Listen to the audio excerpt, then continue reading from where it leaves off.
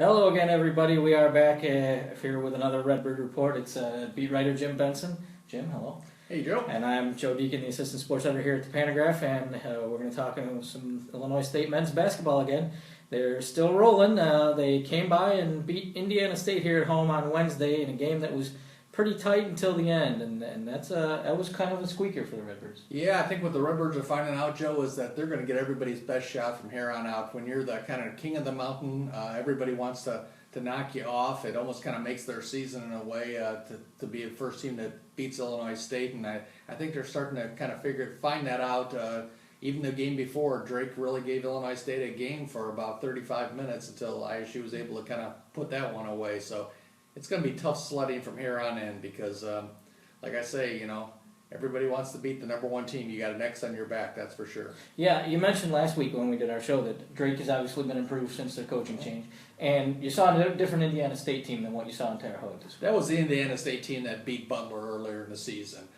Indiana State has really underachieved this year, but Greg Lansing, their coach, said after that game, there's no moral victories, but he was very happy with how they competed that game. They had not been competing like that. So I think Indiana State's had a tough go. They've had the toughest schedule by far in the Missouri Valley Conference. They're done with Illinois State now. They're done with Wichita State. They're done with Missouri State. So I think Indiana State, they have a slight chance to even crack the top six by the end of the season. They could get on a roll. But for the Redbirds, wins are wins. So, the winning streak is still intact. They've won now 17 in a row at Redbird, correct? 17 in a row at Redbird. And so, they'll take them as they come. Yep, 10 in a row overall. The process keeps going on. Like you say, a win is a win, so they're not all going to look pretty. Yeah. And you just got to be able to kind of squeak some out sometimes. They were able to do that, but the second half of the Missouri Valley Conference season is definitely going to be a lot tougher than the first half was. Indeed, and it starts on Sunday now. No Saturday game this week. It's Sunday afternoon. They go to Evansville, and what can you tell us about the Aces? Well, the Aces, they've had a tough go. They were tied for last with Indiana State at 1-8 in the Valley. They lost. They did put out something. Last year, they started the same starting lineup every game of the season. That is very unusual. I think you and I also did last year too. Wow. This year they've started 15 different starting lineups in 22 games. They lost a lot of firepower. They've been close in a lot of games this year, but they just don't seem like they have the firepower to get over, to kind of push over. They have the conference's leading scorer in Jalen Brown, and they have Ryan Taylor, a transfer from Ohio. But those two guys are almost accounting for 50% of their points. And good defensive teams like ISU can kind of take away, one or two of those leading scorers, and I think that's what's kind of happened to Evansville this year. They just don't have enough guys beyond those two guys to kind of pull them through. And especially going to be tough against ISU's defense that they play. Yes, if ISU plays defense kind of like they have been, except for 35 minutes against Indiana State. Right. And then after Evansville, it's back home to try and keep that home winning streak going, and it's the first look at Northern Iowa. The Panthers, they were scuffling earlier, but they seem to be kind of righting the ship of it. Yeah, they lost their first 5 conference games. Now they've won their last 4. They're getting it together. They have some veteran guys. They're finally starting to get some good guard play. That's what they really were lacking, is some good guard play. They have a kid named Jordan Ashton. He's a graduate transfer from Iowa State. He's kind of seemed like he's helped solidify their backcourt a little bit. So that's going to be a tough game on Wednesday. Ben Jacobson teams are always very well coached. They're not going to beat themselves. ISU has a little more athleticism than Northern Iowa, so I think they should be able to get them over the hump at home.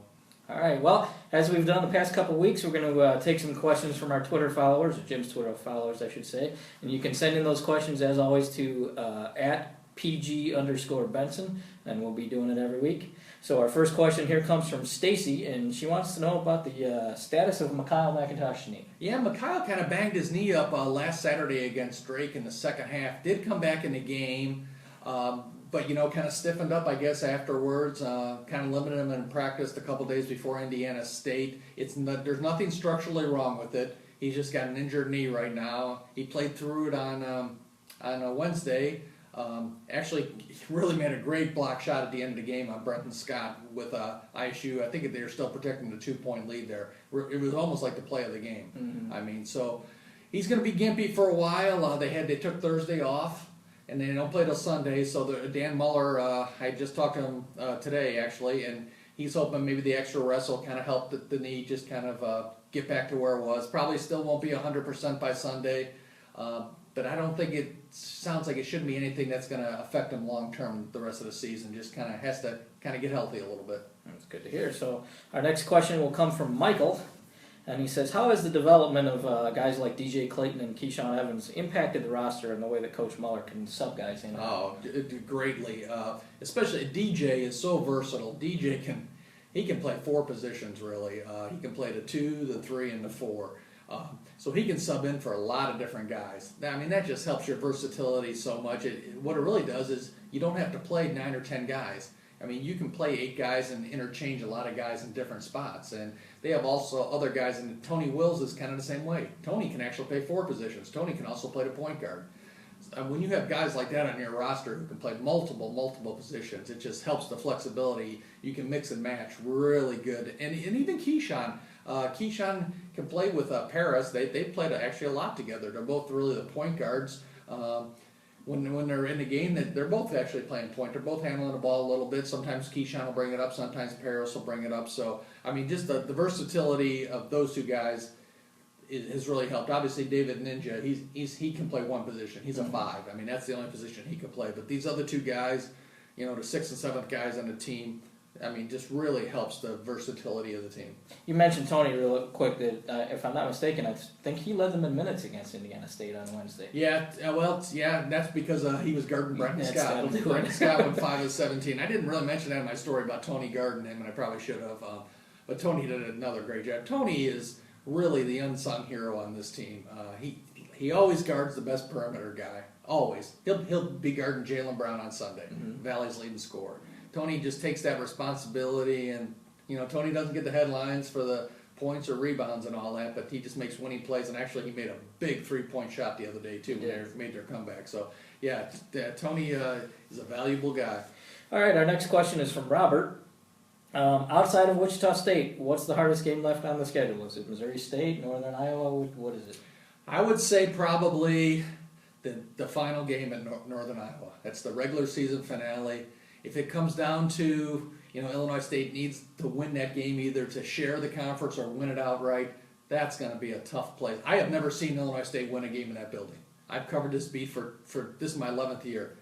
Illinois State has not won in that building since I've been covering this team. So they've never won in that building because that was the first year actually they played at they used to play at the Unidome.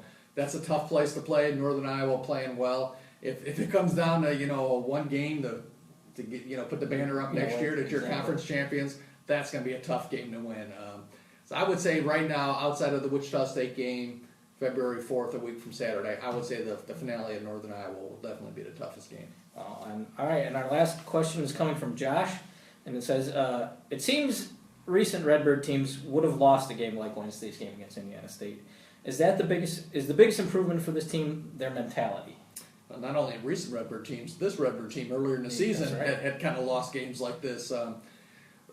Those games I actually lost early in the season, though. Actually, they had the leads and then they blew them. Yeah. This one, they came back from a 7-point deficit in the last 8 minutes. Yes, their mentality, and that comes from having the core 4 guys of Lee, Wills, Hawkins, and McIntosh. Those guys have been through a lot of battles through the years. Those kind of get you, younger teams, maybe if you're down 7 with 8 to go, get a little jittery. Like Paris said after that game, he didn't get rattled. He knew there was a lot of time. He knew they had the players. He knew they just needed to get some defensive stops and, then get some free throws at the end of the game, and that's what happened. So I think definitely the mentality of having senior leadership is just huge. All right, well, that's going to do it for another show. We will be back again next Friday after these next 2 Redbird games.